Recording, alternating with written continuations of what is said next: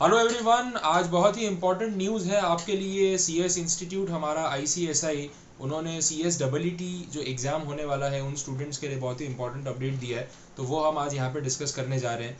जो सीएसडब्ल्यूटी का एग्ज़ाम जो पहली बार होने वाला है और कब से हम वेट कर रहे हैं कब ये पहला एग्ज़ाम होगा, और हमें भी पता चलेगा किस तरीके से एग्ज़ाम हो रहा है और किस तरीके के क्वेश्चंस पूछे जा रहे हैं। तो मई से एग्ज़ाम डिले होते होते अगस्त तक तो पहुंच गया था, और अभी भी डाउटफुल लग रहा था क्योंकि कोविड की सिचुएशन कुछ खास कंट्रोल में आई नहीं है और काफ़ी जगह पे अभी भी कंटेनमेंट और सीवियर सिचुएशन है। तो क्या होगा क्या नहीं। तो अगस्त 29 जो आपका एग्ज़ाम शेड्यूल्ड है उसके रिगार्डिंग भी बहुत सारा कन्फ्यूजन था। एंड ऑल ऑफ अस वर 50-50 के यार एग्ज़ाम होगा कि नहीं। कहीं ना कहीं हमें भी वो डर था कि फिर से एग्ज़ाम पोस्टपोन हो भी सकता है।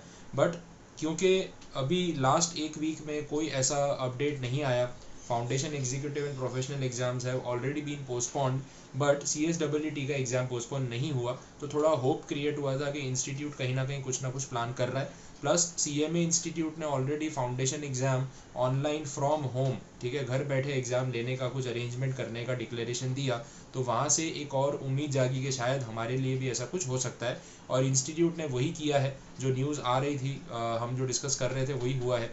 सीएसडब्ल्यूटी का जो एग्ज़ाम है अब आप घर से भी दे सकते हैं। तो 29 अगस्त का जो अटेम्प्ट है वहाँ उसके लिए आपको कोई एग्ज़ाम सेंटर पे जाने की ज़रूरत नहीं है, आप घर पे बैठ के ही वो एग्ज़ाम अपीयर कर सकते हैं। बट इसके लिए स्ट्रिक्ट गाइडलाइंस उन्होंने यहाँ पे इशू की है, and you have to be very much sure कि आप वो सारी गाइडलाइंस फॉलो करें। थोड़ा सा भी रिस्क लेना, थोड़ा सा भी ऊपर नीचे हुआ तो आपका अटेम्प्ट लग जाएगा और अननेसेसरीली आपका एग्ज़ाम अगस्त वाला जो है उसके बदले आपको फिर नवंबर में जाके फिर से देना पड़ेगा। बेटर है कि आप इंस्ट्रक्शंस को बहुत ही ध्यान से समझें और इसको बिल्कुल भी लाइटली ना लें। और जो भी इसके लिए तैयारी करनी है, टेक्निकल तैयारी, ठीक है, वैसे आप पढ़ाई की तैयारी तो कर ही रहे थे, टेक्निकल तैयारी आप अभी से उसको करके रख लें and be prepared for the same. और शायद ही इसमें कोई बहुत ज़्यादा प्रॉब्लम होगी, बिकॉज जो चीज़ें आप बोलिए it can be easily arrange. बहुत ज़्यादा कोई हाई फाई टेक्नोलॉजी आपको नहीं चाहिए। इंस्टीट्यूट समझ रहा है कि पूरे इंडिया के बच्चे हर जगह से एग्ज़ाम्स दे रहे हैं और कितने लोगों के लिए डिफ़िकल्ट हो जाता है कि वो ऐसे अरेंजमेंट्स कर पाए। तो दे हैव ऑल्सो ट्राइड के मिनिमम चीज़ों से आपका काम चल सके जो एग्ज़ाम लेने के लिए रिक्वायर्ड है और जो ऑथेंटिक है, कि हाँ, जिससे ये सर्टिफाई हो पाए कि जो एग्ज़ाम दे रहा है वो जेन्यूनली अपीयर कर रहा है और कोई फ्रॉड नहीं हो रहा है। ठीक है, चलिए, तो मैं यहाँ पे आज इस वीडियो में हम थोड़ा डिटेल में बात करेंगे। बहुत शॉर्ट वीडियो नहीं होने वाला है, बट क्योंकि ये आपके लिए बहुत इंपॉर्टेंट है इसलिए मैं थोड़ा डिटेल में जा रहा हूँ। जो आईसीएसआई का आज नोटिफिकेशन आया है, ठीक है, आज का दिन भी काफ़ी अच्छा है, और आज जो ये नोटिफिकेशन इन्होंने दिया है इसके बारे में हम डिटेल में डिस्कशन करेंगे कि एग्जैक्टली क्या बोला है, क्योंकि स्टूडेंट्स की बहुत क्वेरीज होने वाली है, सर ये कैसे, वो कैसे, क्या रिक्वायरमेंट, ये वो कुछ समझ नहीं आ रहा। मेरे स्टूडेंट्स मुझसे अभी से डाउट्स पूछ रहे हैं, तो बेटर है कि मैं एक वीडियो के थ्रू आपको ये समझा दूँ और ये चीज़ आपके लिए क्लियर कर दूँ, और सारे पॉइंट्स इसके अंदर हम एक एक करके कवर करेंगे। तो आप इसको एक लेक्चर की तरह देखना, ये सिर्फ नोटिफिकेशन की न्यूज़ नहीं है, मैं आपको पूरा डिटेल्ड एक्सप्लेनेशन यहाँ पे दे रहा हूँ।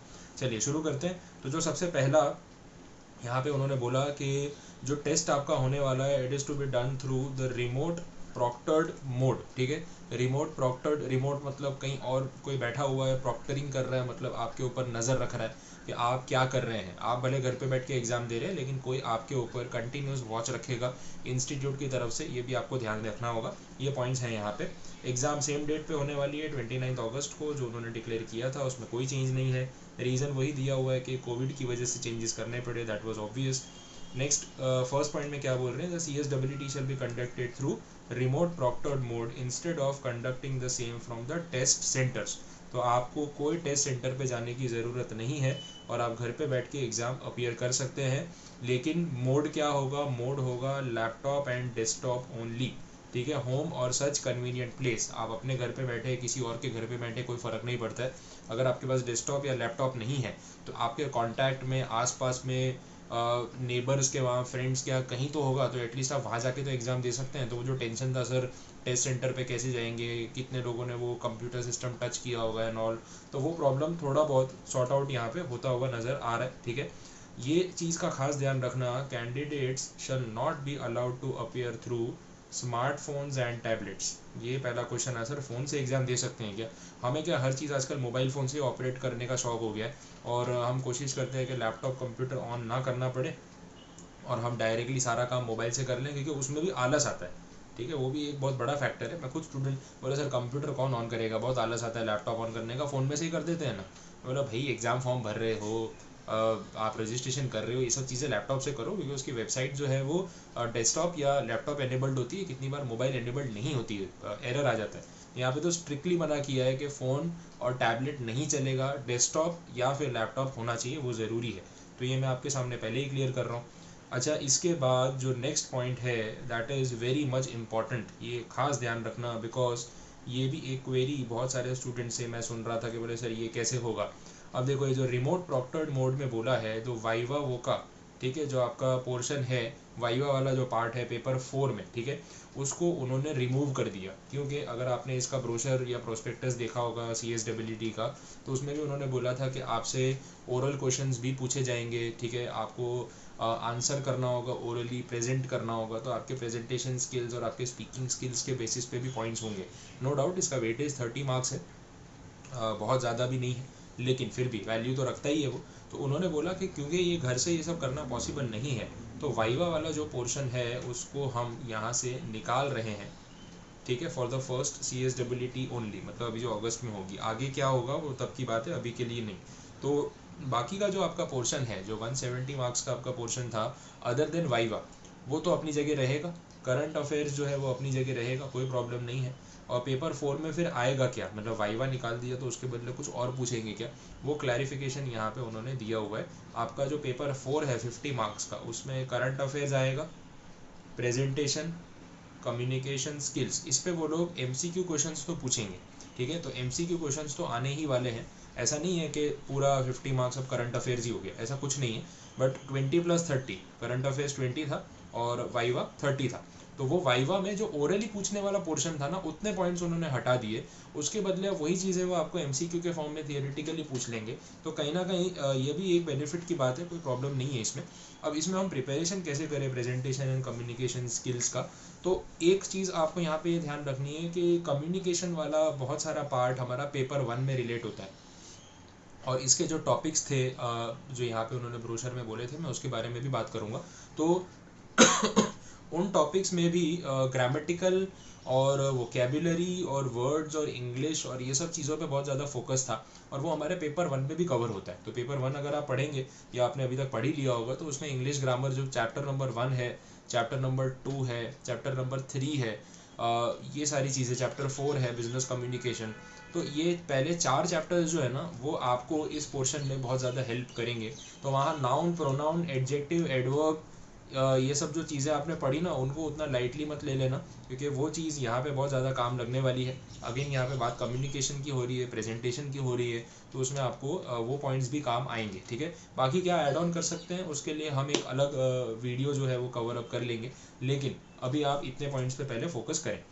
थर्ड पॉइंट देखते हैं इसके बाद, the breakup of marks in a computer based CSWT। ये तो पैटर्न दिया हुआ है, ये पैटर्न वही है जो पहले भी था।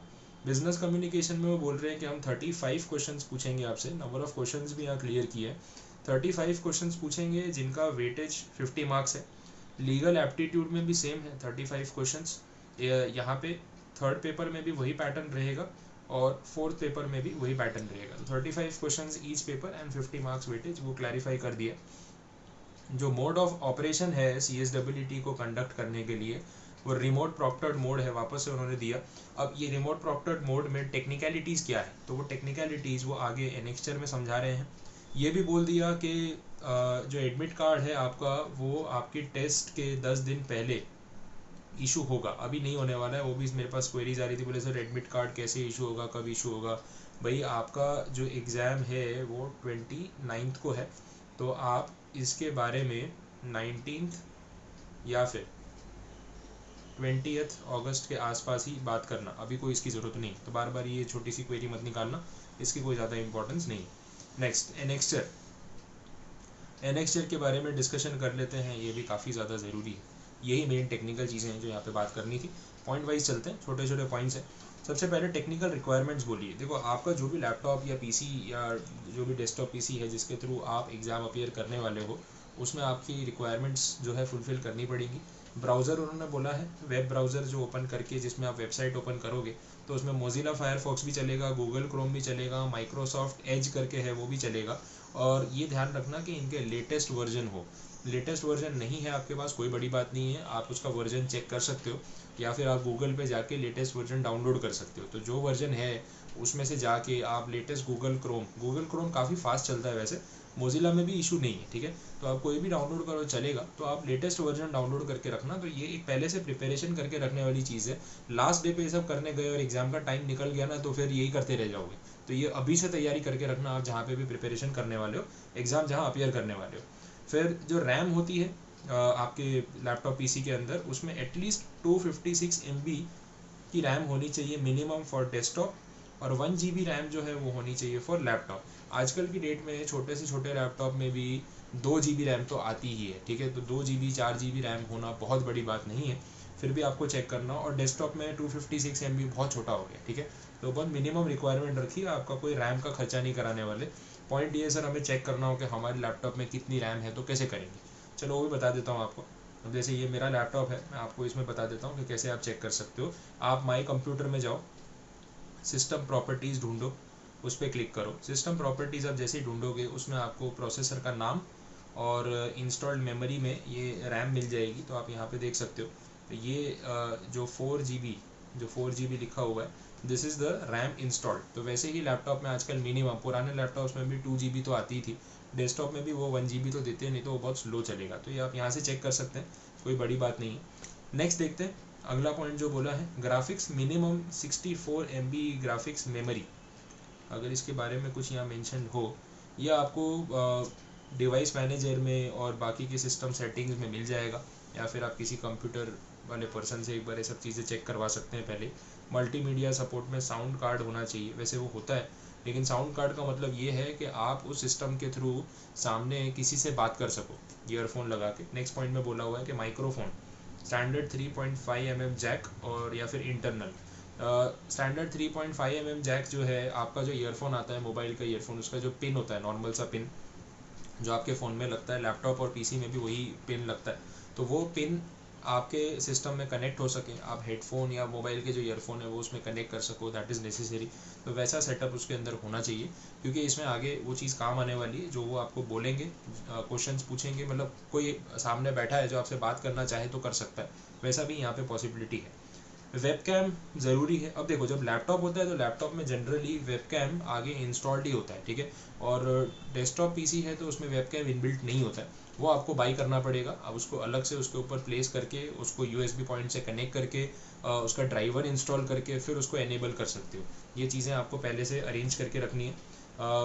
जो रिजोल्यूशन होता है उसका आपने 720p 480p तो बेसिक रिजोल्यूशन है। 320x240 is very basic resolution, जिस पे आप जनरली 240p जो होता है ना आपके यूट्यूब पे, that is the basic resolution. और ठीक है, कलर वीडियो भी 15 फ्रेम्स पर सेकेंड होगा, वो भी बहुत नॉमिनल है।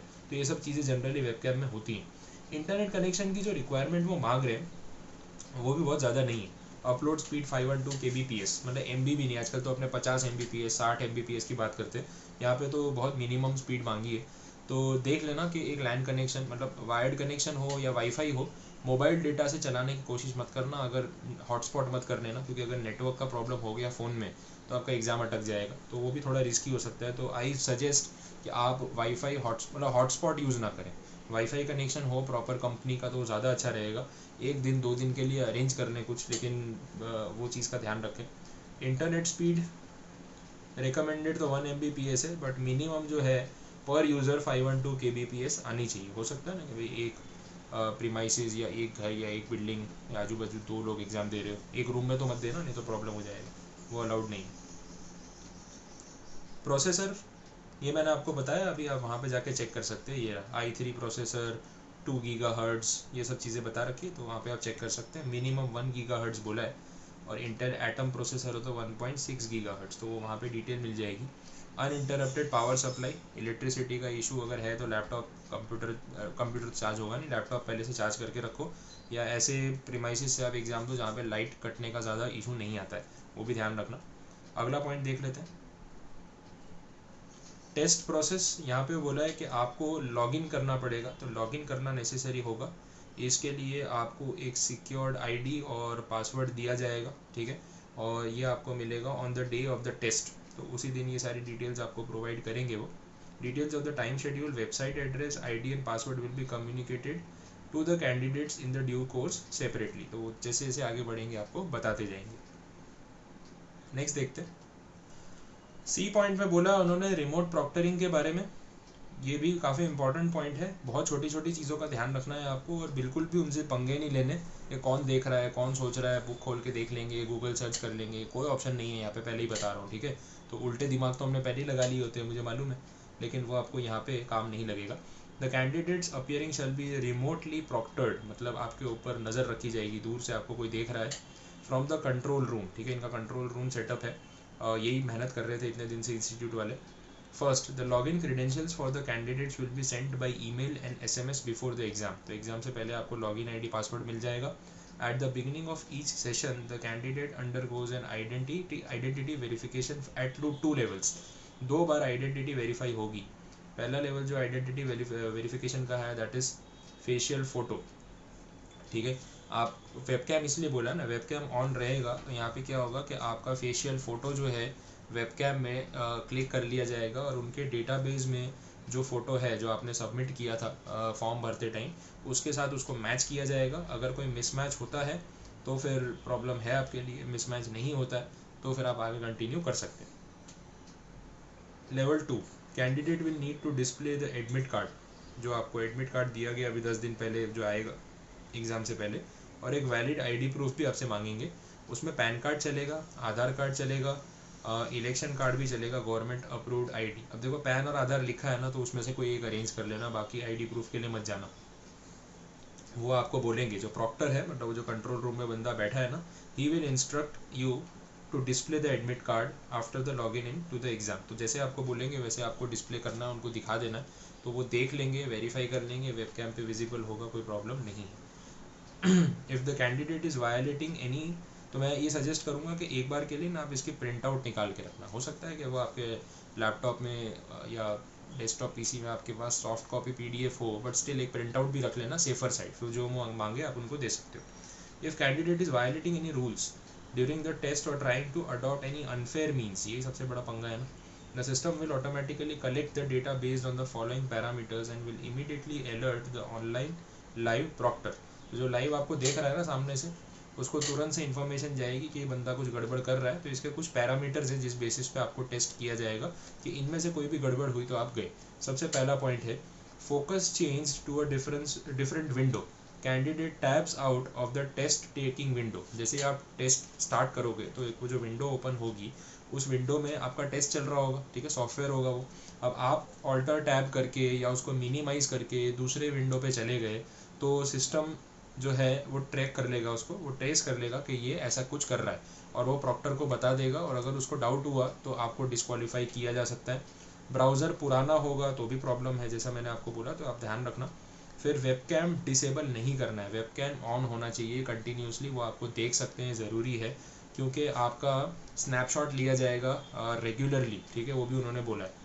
Face is not visible in the camera, ये गलती मत करना, फेस विजिबल होना चाहिए. एक से ज़्यादा फेसेस कैमरा के सामने नहीं होने चाहिए, मतलब पूरा परिवार बैठ के आपके साथ एग्जाम दे रहा है, मम्मी साथ में आपको नाश्ता खिला रही है, पापा आपको बोल रहे हैं बेटा अच्छे से परफॉर्म कर, ये क्वेश्चन आ रहा है, वो आ रहा है, कोई टेंशन मत ले, ऐसा नहीं होगा. दादा दादी बैठे हुए हैं, भाई बहन बीच में मस्ती कर रहे हैं, तो परिवार समेत एग्ज़ाम नहीं देना. यू शुड बी अलोन, ध्यान देना उस चीज़ पे. आपका फेस प्रोफाइल से मैच नहीं हो रहा है तो भी गड़बड़ है, तो शक्ल वैसी रखना जैसी आपने फ़ोटो में दिखाई है. माइक्रोफोन को म्यूट नहीं करना है, जैसे मैंने आपको बोला 3.5 mm का जैक आपको लगा के रखना है, हेडफोन पहने होंगे या ईयरफोन लगाए होंगे, तो माइक्रोफोन का सिस्टम आपके डेस्कटॉप पीसी या लैपटॉप में होना चाहिए जिससे वो आपकी आवाज़ सुन सके, तो वो उसको आपको बंद नहीं करना है, ठीक है. आजू बाजू नॉइज़ नहीं होनी चाहिए. अच्छा, स्क्रीन एक्टिविटीज़ को वो शेयर करने के लिए बोल सकते हैं, उसका सिस्टम उनके सॉफ्टवेयर में होगा, क्योंकि लैपटॉप डेस्कटॉप में ऐसे कोई अलग से फैसिलिटी नहीं होती है, तो वो आपको जैसे बोलेंगे स्क्रीन शेयरिंग के लिए आपकी स्क्रीन पे क्या चल रहा है अगर वो देख सकते हैं, ठीक है, तो उसको ब्लॉक नहीं करना. कितने लोग क्या करते हैं, ऐसा भी पॉसिबल होता है कि भाई सेकेंड डिस्प्ले हम कनेक्ट करते हैं, ठीक है. सेकेंड डिस्प्ले का मतलब क्या होता है कि एक सिस्टम के साथ दूसरा मॉनिटर, तो CPU एक ही है, मॉनिटर दो दो है, ऐसा भी हो सकता है, तो वो भी ट्रैक हो जाएगा. तो आपने सोचा कि भाई एक पे मैं गूगल की विंडो खोल देता हूँ, जो क्वेश्चन आएंगे सर्च कर लूँगा, और एक के ऊपर एग्ज़ाम चलता रहेगा, वो भी पंगा है, नहीं चलेगा. ठीक है। आप फुल स्क्रीन मोड रखने को आपको बोला होगा कि आपके स्क्रीन के ऊपर सिर्फ उनका सॉफ्टवेयर ही चलना चाहिए, आजू बाजू और कोई विंडो नहीं कि अभी आधी विंडो ये आधी विंडो ये, मल्टीपल विंडोज़ खुलती है ना, वो करोगे तो भी पकड़े जाओगे, वो भी गड़बड़ है, तो रास्ता ही नहीं छोड़ा। तो पूरा ट्रैक कर रहे हो, कहाँ से चोरी करोगे? इससे तो बेटर है एग्जाम पे ध्यान दे दो, जो पढ़ना बाकी है उस पर ध्यान दे दो। Proctor can chat with a test taker in active chat session, ये भी पॉसिबल है। प्रॉक्टर मतलब जो मॉनिटर है, जो ध्यान दे रहा है आपकी एग्जाम के ऊपर, इनविजिलेटर बोल सकते हो। और टेस्ट टेकर मतलब आप स्टूडेंट जो एग्जाम दे रहा है।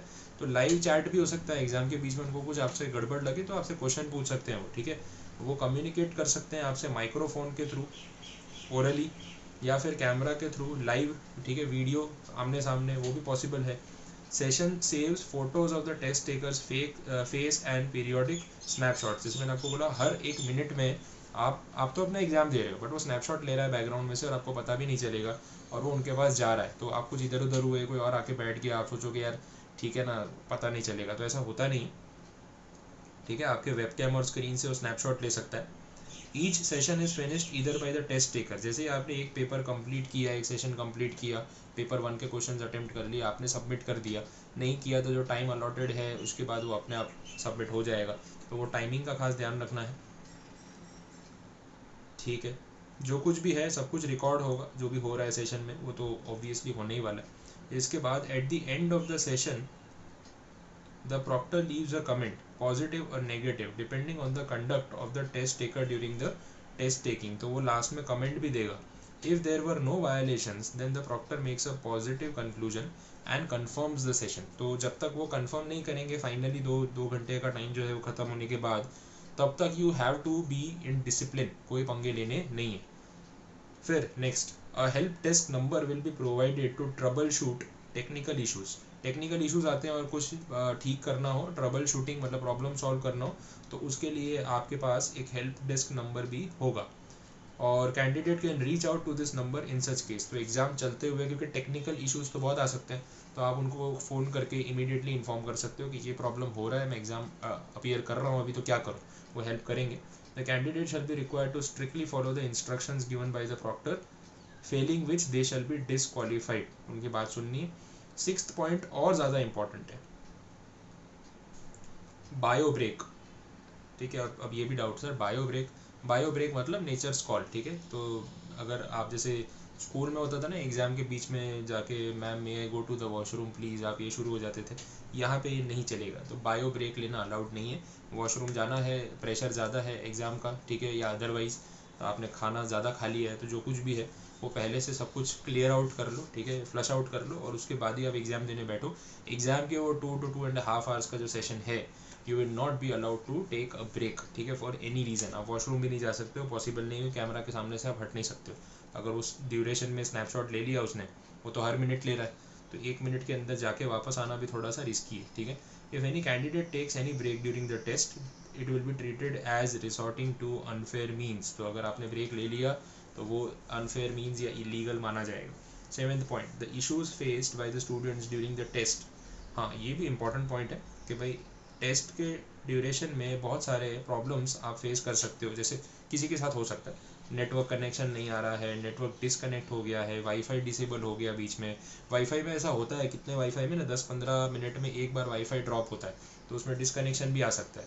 इंटरनेट कनेक्टिविटी चली गई, पावर कट हो गया, ऐसे कोई भी रीजंस हो, तो इस सिचुएशन में क्या करना है वो उन्होंने बोला है।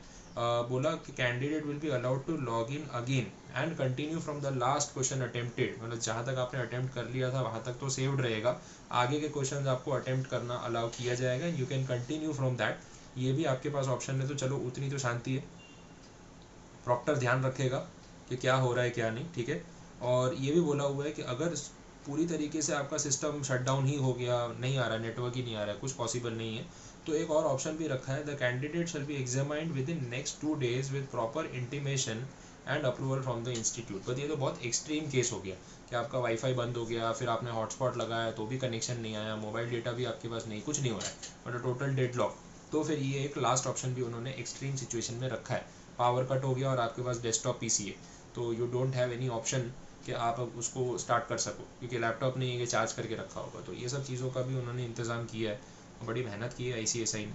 और आखिरी पॉइंट, एक मॉक टेस्ट का भी ऑप्शन है यहाँ पे, 1 घंटे की मॉक टेस्ट इंस्टीट्यूट ने अरेंज की है, और एक्चुअल एग्ज़ाम तो आपकी 29 अगस्त को है। उसके पहले अगर आपको ये एग्ज़ाम देनी हो तो ये ऑप्शन भी रहेगा।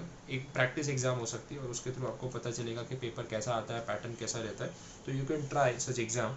और रिमोट प्रॉक्टरिंग प्रोसेस जो है उसके साथ आप अपने आप को फैमिलियराइज कर सकते हो, वो भी घर पे बैठ के देना, और उसमें भी वही ऑनलाइन वेबकैम ऑन रखना और वो सब चीज़ें। जैसे अभी यहाँ पे मेन एग्ज़ाम होने वाली है उसका एक ट्रायल, तो एक ट्रायल ऑप्शन आपको दिया है, जिससे आपके पास ये रीज़न नहीं रहे कि यार फर्स्ट टाइम था, हमें पता ही नहीं चला, पूरी मेहनत ख़राब हो गई, हम इतने महीनों से पढ़ रहे हैं, ऐसा कोई इशू नहीं आएगा। ठीक है, तो ये आपका पूरा जो नोटिफिकेशन था उसका डिटेल्ड एनालिसिस, पोस्टमार्टम, जो भी आप बोलना चाहो वो कर लिया है हमने, और अब आपको समझ में आ गया होगा कि इसके अंदर है क्या।